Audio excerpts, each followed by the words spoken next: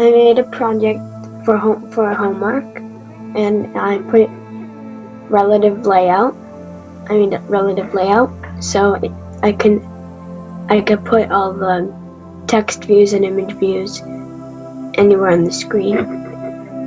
And I put two image views that I moved around, and I put them in the center. And above them and below them, there were two text views that described the images.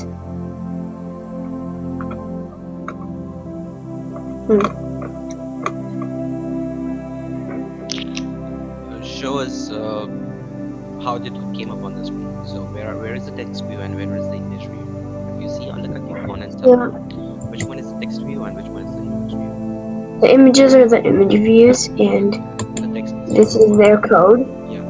Okay. This is the image's code. Lower down here. Yeah.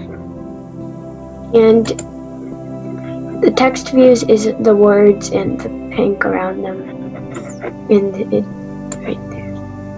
Oh, okay. I think we are done. Great work. I like that.